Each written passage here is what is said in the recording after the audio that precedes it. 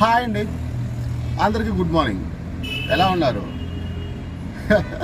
Time ఉదయం 5:21, రాత్రి పడుకునే కొద్దికి 11:56.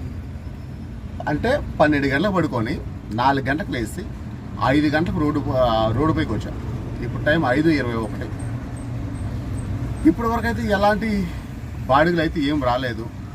సరే, మన వాళ్ళకన్నా ఒకసారి హాయ్ చేద్దామని చెప్పే ఈ మధ్య అంత పర్ఫెక్ట్గా వీడియో చేయడం లేదు. ఎక్కడో ఒక చోట హాయ్ చెప్పేసే, ఇంకో చోట మీద నాకు చెప్పాల్సింది చెప్పేసే, అట్ట కట్టే కుట్టే తెచ్చి అనే లెక్కలు అయిపోతాను. కాబట్టి ఫుల్ ఎమోషన్ని చూపించాలి, నా ఫీలింగ్, రోజువారీ నా ఫీలింగ్ చూపించాలి అనే ఉద్దేశం ఈరోజు స్టార్ట్ చేశాను. కాబట్టి ముందు విషయాలు వెనకాల విషయాలతో పాటు రోజువారీ ఆ సెకండ్లో నేను ఎలా ఫీల్ అయ్యాను అనేటువంటి విషయాలు కూడా సరదాగా మనం మాట్లాడుకుంటా ముందుకు పోదాం. ఇంకేంటి సంగతులా? అందరూ టీ తాగారా? ఎలాగో సాయంత్రం అయింది కదా, టీ తాగేస్తుంటారు, బోండాలు బిస్కెట్లు కూడా అన్నీ తినేస్తుంటారు. ఎనీవే, ఇంకేంటి బయలుదేరదామా? 3 బాడుగులు వచ్చాయి, ఒక్కటి కూడా యాక్సెప్ట్ అవ్వలేదు. సరే, ఒక ప్రైవేట్ బాడుగు వచ్చింది. అబ్బా, ఒక 100 వచ్చిందిరా బాబు అని చెప్పి హ్యాపీగా ఫీల్ అయితే, వాళ్ళేమరా అంటే టిఫిన్ చేయాలి అని చెప్పి మధ్యలో దిగేశారు.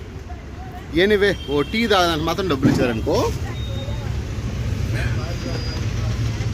ఇది ఎందుకు చెప్తానంటే, ₹1 డబ్బులు లేవు, టీ తాగడానికి డబ్బులు లేవు. వాళ్ళు మధ్యలో దిగడం వల్ల ఆ డబ్బులు ఇచ్చారు కదా, దానివల్ల మాత్రమే ఇప్పుడు టీ తాగాను. ఇక్కడ ఇంకా దురదృష్టం ఏంటంటే, చూపిస్తాను చూడండి.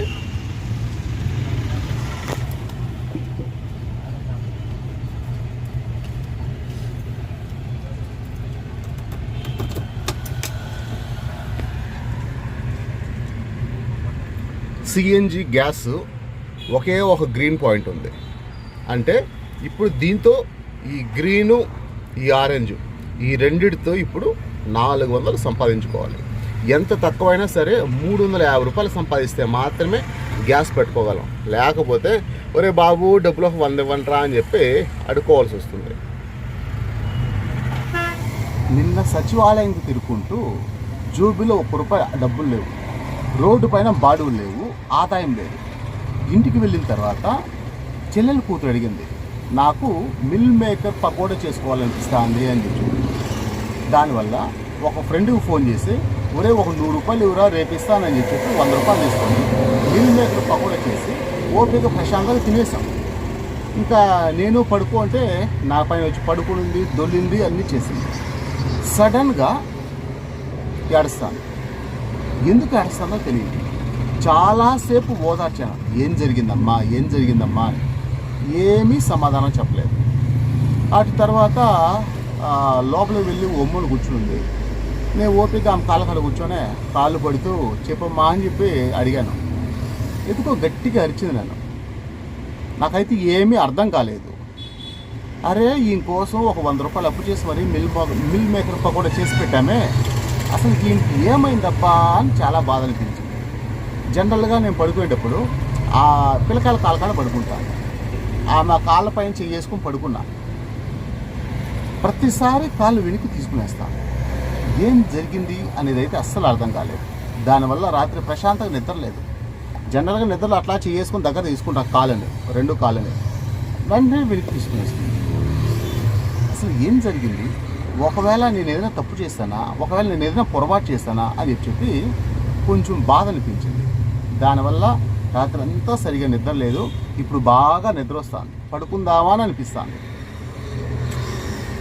బాగా అలసటగా ఉంది. ఒక పక్క ఈ బాడుగులు లేని దానికి చాలా చిరాకు వస్తాను. రాత్రి నేను అంత జాగ్రత్తగా చూసుకున్నాను కదా, నేను ఏ పొరపాటు చేశానో, ఆమె ఎందుకు అలా ఏడ్చింది అన్నదే అర్థం కాలేదు. అమ్మ గుర్తొచ్చిందా, నాన్న గుర్తొచ్చాడా? జనరల్గా ఆమె కాళ్ళపైన చేసుకొని లాక్కున్నప్పుడు గమ్ము ఉంటుంది. కానీ రాత్రి నన్ను ఎందుకో అసహ్యించుకున్నట్టు అనిపించింది. కారణం ఏంటి అనే విషయం అయితే అర్థం కాలేదు. ఏంటో నేను చెప్తాంటాను కదా, ప్రతిసారి ఒక కొత్త బాధ రావాలనే, అలా కొత్త బాధ రావాల్సిందే, బాధపడాల్సిందే. బాగా నిద్ర వస్తా అంటే అప్పుడే అనవసరంగా టీ తాగాను, దెబ్బతో నిద్రపోయింది. ఇప్పుడు మళ్ళీ కరెక్ట్గా 1:30 గంటల తర్వాత మళ్ళీ ఇంకొకటి. ఇంతసేపు ఏం చేసావు బ్రదర్ అంటే, సింపుల్ అబ్బా, ఒక ఫోన్ మాట్లాడుకుంటా ఉన్నాను. అది 5 పైసలు ఆదాయం లేకుండా రోజు గడుస్తుంది. ఈరోజు తెల్లవారుతో 5:20కి రోడ్డుపైకి పోయి ఇప్పుడు టైం 8:20. ఇంత టైం ఉంటే సంపాదించి ఎంత తెలుసా? కేవలం 400 సంపాదించి బండికి గ్యాస్ పెట్టాను. ఆ తర్వాత 400 సంపాదించి 250 రూపాయలు అకౌంట్లో ఉంది, 150 రూపాయలు అమ్మకు పంపించిన. దీంట్లో కూడా 50 రూపాయలు ర్యాపిడో వాడు కట్టేశారు. ఇప్పుడు ఫైనల్గా 200. ఈ 200కు 200 ఎగేస్తే కానీ బండి బాడు కట్టలేం. కానీ ఆ 200లలో ఇప్పుడు నా దగ్గర లేదు. రేపు సంపాదించి ఆ 200 ఎగేసి బండి బాడు కట్టాలి. ఏదో అనుకుంటే ఏదో రకంగా నిజంగా నష్టపోయా. అప్పుడే చెప్పాను కదా తెల్లవారితో, ఏంటి అంటే చెల్లి కూతురు బాగా డల్గా ఉండింది, ఏడ్చిందని చెప్పే నేను ఒక ఫ్రెండ్తో ఏదో మాట్లాడతాను. ఆ టైంలో మా చెల్లి గురించి డిస్కషన్ వచ్చింది. మా అమ్మ గురించి వీళ్ళు తప్పుగా ఏదేదో మాట్లాడుకుంటున్నారు అని చెప్పిందన్న, బరువు అని ఏడ్చింది. రాత్రి చెప్పుంటే సరిపోయిండేది. మా చెల్లి మోగ పాప ఉంది కదా, ఆ పాప నాకు సైజ్ చేసి చెప్పింది. రాత్రి నాకు అర్థం కాలే, ఆ తర్వాత మధ్యాహ్నం అర్థమైంది. అంటే తల్లిదండ్రుల పైన ఇప్పుడు నేను కూడా అనుకో, మా నాన్న గురించి ఎన్నో చెప్తా, కానీ మా నాన్న పక్కన నిలబడతాను కదా, ఆ విధంగా ఆ పాప కూడా సిచ్యువేషన్ ఏదైనా కావచ్చు, అది తప్పన్న కావచ్చు, ఉప్పన్న కావచ్చు, తల్లి పక్కన నిలబడుతుంది. అది సహజమైన లక్షణం. దాన్ని నేనే కరెక్ట్గా అర్థం చేసుకోలేదు అని నాకు అనిపిస్తుంది. అది సంగతి. ఆల్మోస్ట్ ఇంటికైతే వచ్చేసాను. ఓపిక వెళ్ళి కొంచెం బోధనేసి పడుకుంటాను. ఇంకేదైనా ఉంటే రేపు మాట్లాడుకుందాం. Okay, bye, good night.